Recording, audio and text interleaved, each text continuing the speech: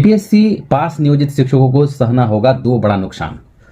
इसी विषय को लेकर हमने ये वीडियो बनाना शुरू किया है और बहुत दिन के बाद लाइव आके आप लोगों से मैं रूबरू हो रहा हूं। दोस्तों नमस्कार, मैं हूं श्याम और आप देखना शुरू कर चुके हैं श्याम मॉनिटर। शिक्षा, शिक्षक और वेतन भत्ते से जुड़े तमाम जानकारियों को हम अपने चैनल के माध्यम से लाते रहते हैं। चैनल पर नए हैं तो चैनल को सब्सक्राइब कर ले। और हाँ, शिक्षा विभाग के किसी भी पत्र पत्रिकाओं को अगर चाहिए आपको तो आप हमारे व्हाट्सएप ग्रुप को फॉलो कर सकते हैं, लिंक हमने डिस्क्रिप्शन में दे दिया है। तो चलिए बिना देरी किए हुए शुरू करते हैं। दोस्तों, बहुत सारे नियोजित शिक्षकों ने संघ संगठन के आदेश का अनुपालन न करते हुए बीपीएससी की परीक्षा दी है। बीपीएससी की परीक्षा में उन्होंने परचम भी लहराया। बहुत सारे विषयों में टॉपर जो है वो नियोजित शिक्षक ही हैं। तो तमाम नियोजित शिक्षक जिन्होंने बीपीएससी की परीक्षा पास किया है उनको हमारे तरफ से बहुत ढेर सारी शुभकामनाएं, साधुवाद। अब सवाल उठता है कि बहुत सारे नियोजित शिक्षक इस उपापोह की स्थिति में है कि क्या हम बीपीएससी टीआरई वाला ज्वाइन करें या नियोजित शिक्षक में ही अच्छे हैं। वैसे शिक्षक जिनका बहुत ज़्यादा दिनों से वे अपने गृह जिला में नहीं थे, अन्य जिला में नौकरी कर रहे थे, वैसे शिक्षकों को अगर अपना जिला मिल गया है तो उनका तो वारे न्यारे है। चूंकि बहुत सारे नियोजित शिक्षकों ने अपने गृह जिला में जाने के मकसद से ही बीपीएससी टीआरई दिया है। अब सरकार के नज़र में जो हो, लेकिन बहुत सारे नियोजित शिक्षकों का अपने गृह जिला में जाना ही मेन मकसद था। अब सवाल उठता है कि गृह जिला में चले गए उनके लिए तो अच्छी बात है। बहुत सारे नियोजित शिक्षक जो शहरी क्षेत्र में है, बहुत सारे नियोजित शिक्षक जो अपने घर के पास में थे, बहुत सारे नियोजित शिक्षक जो राजधानी में थे, अब वैसे नियोजित शिक्षक जब बीपीएससी ट्री पास किए हैं तो उनका किसी अन्य जिला में उनका नियुक्ति अब होगा। तो वैसे शिक्षकों की संख्या जो है बहुत ज़्यादा है, तो उनको ये अब नागवार गुजर रहा है। अब वो उपापोह की स्थिति में है कि हम विशिष्ट शिक्षक में ही अच्छे हैं या नियोजित शिक्षक में ही अच्छे होंगे। तो इसी मुद्दे को लेकर हमने ये वीडियो बनाने की कोशिश करी है कि उन शिक्षकों का क्या होगा जो अन्य जिला में है और उन शिक्षकों को क्या फ़ायदा मिलने वाला है जो बीपीएससी से नियुक्त होंगे। तमाम विषयों की जानकारी इसमें हम आपको देने वाले हैं। तो बीपीएससी ने प्रशासी पदवर्ग समिति के द्वारा इन सभी शिक्षकों को 4 कैटेगरी में बांटा। 1 से 5 के शिक्षक, 6 से 8 के शिक्षक, 9-10 के शिक्षक और 11-12 के। इन 4 कैटेगरीज का जो बेसिक निर्धारित किया गया वो 1 से 5 के शिक्षक का 25,000 किया गया, 6 से 8 के शिक्षक का 28,000 किया गया और 9 से 10 के शिक्षक का बेसिक 31,000 निर्धारित किया गया। वहीं 11 से 12 के शिक्षक का बेसिक 32,000 निर्धारित किया गया। अब इस पर डीए, एचआरए, सारा जो वेतन भत्ता है वो तो समान ही है, लेकिन इनको जो एकमात्र फायदा मिलेगा वो सिटी अलाउंस का मिलेगा और एक पेंशन निधि में इनका कट जाएगा। यानी कि अब इनको जो भी राज्यकर्मी होंगे उनको एनपीए में रख दिया जाएगा। अभी सभी नियोजित शिक्षकों को ईपीएफ का लाभ मिलता है। अब अगर बेसिक की बात करें तो अभी जो बेसिक निर्धारित किया गया है पदवर्ग समिति के द्वारा 1 से 5 का, तो बेसिक में तो नियोजित शिक्षक जितने हैं उनका बेसिक अभी जो 1 से 5 के शिक्षक का है ये इससे ज़्यादा है। लगभग सभी कैटेगरी जो है, चारों कैटेगरीज का जो है बेसिक 9, 10, 11, 12, 6 से 8 का जो देखा जाए तो अभी बेसिक लगभग बराबर ही है। इनको ज़्यादा फायदा नहीं मिल रहा है, सिर्फ एकमात्र फायदा मिल रहा है तो सिटी अलाउंस मिलेगा और पेंशन निधि की कटौती की जाएगी। ये इनको फायदा मिल रहा है। की बात करें तो 7 से 8,000 का फायदा इनको मिल रहा है।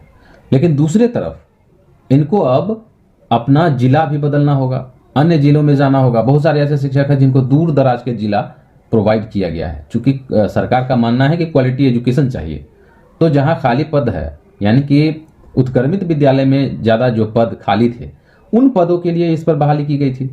तो जाहिर सी बात है कि जिन शिक्षकों की नियुक्ति होगी वो उत्क्रमित में ही जाएंगे और उत्क्रमित पंचायत लेवल पे उत्क्रमित ज़्यादा संख्या में हुआ है, तो दूर दराज के जो भी ग्रामीण क्षेत्र है वहाँ जाना होगा।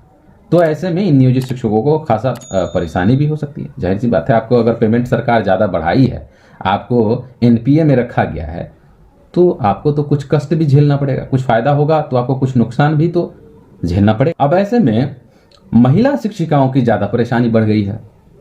अब इनका कहना है कि हमारे लिए सरकार को एक नियम चेंज करना चाहिए, इनको उसी विद्यालय में रखना चाहिए जिस विद्यालय में पहले से है। अगर अब सरकार इस नियम को चेंज करता है तो वैसी महिलाएं जो बहुत दिन पहले से नैहर में सेवा दे रही है वो अपने नैहर का होकर रह गई है। वैसी शिक्षिकाएं जो दूसरे जिला में योगदान की है उनको रोज बस से, मोटरसाइकिल से, अन्य वाहनों से लगातार 2 घंटे 3 घंटे सफर करने के बाद स्कूल पहुंचा जाता है। तो उन महिलाओं का क्या होगा? अभी हमने अपने चैनल पर एक वीडियो डाला था जिसमें पटना की शिक्षिकाएं हैं, कह रही है कि हम नियोजित ही अच्छे हैं, अब विशिष्ट वाला मौका मिलेगा तो उसमें हम जाएं। अब हम पटना से मुजफ्फरपुर अप डाउन करेंगे, वेतन मेरा उतना ही है जितना फ्रेश कैंडिडेट आएंगे, तो हमको नहीं लगता है कि ये मेरे लिए बहुत ज़्यादा सूटेबल होगा। तो इससे अच्छा तो हम नियोजित ही हैं, राजकर्मी से अच्छा नियोजित ही हैं, क्योंकि राजकर्मी का ये मिला है परंतु वो पैसा तो हमें नहीं सरकार दे रही है, वो वेतनमान नहीं दे रही है पुराना वाला। हमारे बच्चे छोटे हैं, हमारा परिवार यहाँ रहता है, ये सब समस्याएं हैं। हम सेट कर चुके हैं, यहाँ मेंटली सेट हैं। हमने कभी आवेदन नहीं दिया कि हमारा स्थान परिवर्तन होना चाहिए, क्योंकि सरकार ने कहा था कि 3 मौका आपको दिया जाएगा नियोजित शिक्षकों को राजकर्मी बनने के लिए। तो हम लोगों ने वही 3 मौके में एक मौके में अपना दिखाया कि हम लोग में है काबिलियत, हम लोग कर सकते हैं। जाहिर सी बात है, महिलाओं को अपने घर परिवार पूरा सेटलमेंट छोड़ के किसी अन्य जगह पे जाने में कठिनाई तो होती ही है। साइकोलॉजी में भी जो टॉपर बनी हैं वो भी नियोजित टीचर है। इवन अदर सब्जेक्ट में भी जो 1 to 10 में जो आ रहे हैं वो नियोजित संतुष्ट रहेंगे कि ठीक है, फिर सरकार सक्षमता परीक्षा या विशिष्ट शिक्षक के दर्जा देने की बात हो रही है। हम लोग फिर वही एक, क्योंकि हम लोग सिस्टम से बंधे हुए हैं, सरकार जो कहेगी हम लोग वो एग्जाम पास करके उनको दिखाएंगे कि हाँ। लेकिन कहीं खुशी है तो कहीं गम भी है। ज्यादातर मामलों में खुशी ही है, क्योंकि बहुत सारी महिलाएं जो थी उनको बहुत कष्ट हो रहा था, तो ऐसी महिलाओं को इससे फायदा मिलेगा। कुल मिलाकर अगर देखा जाए तो बीपीएससी का जो एग्जाम दिए हैं शिक्षक, उनको ज़्यादा फायदा नहीं मिल रहा है। अब अगर विशिष्ट शिक्षक की भी अगर परीक्षा होती है, एक विभागीय परीक्षा सरकार कह रही है कि एक विभागीय परीक्षा लेकर के हम आप लोगों की नियुक्ति करेंगे, तो ऐसा नहीं है कि विशिष्ट शिक्षक को कुछ अलग सरकार करेगी। वेतनमान का संरचना वो बराबर का ही रखने वाली है, राज्यकर्मी का दर्जा इनको भी मिलेगा। अब सवाल ये उठता है कि पहले हम बीपीएससी को ज्वाइन करें या बीपीएससी को छोड़कर हम विशिष्ट शिक्षक का इंतजार करें। बहुत सारे शिक्षक हैं जो पूर्णतः आश्वस्त है कि हमने तो सरकार को साबित कर दिया कि हम में एबिलिटी है, लेकिन हम दूसरे विद्यालय में योगदान नहीं करने वाले हैं, बीपीएससी योगदान नहीं करेंगे, हम इसी विद्यालय में बने रहेंगे। तो ज़्यादातर संख्या ऐसे शिक्षकों की है। वैसी महिलाएं जो अपने गृह जिला में है, अपने ग्रामीण क्षेत्र से नज़दीक है, उनको सुगमता से अपने विद्यालय पहुंचने में कोई परेशानी नहीं होती है, तो वैसी महिलाएं भी वो बीपीएससी टीआरई ज्वाइन नहीं कर रही हैं। वैसी महिलाएं ज्वाइन करेगी जिनका चयन बहुत पहले से किसी अन्य जिले में था, घर से दूर दराज थे, तो ऐसी महिलाएं इसको ज्वाइन करेगी। तो ये थे फायदे और नुकसान नियोजित शिक्षकों के और विशिष्ट शिक्षकों के। वीडियो अच्छा लग रहा हो तो एक लाइक जरूर करें, चैनल पर नए हैं तो चैनल को सब्सक्राइब कर लें, क्योंकि इसी तरह का इंपॉर्टेंट वीडियो हम लाते रहते हैं। मिलते हैं अगले वीडियो में, तब तक के लिए वंदे मातरम।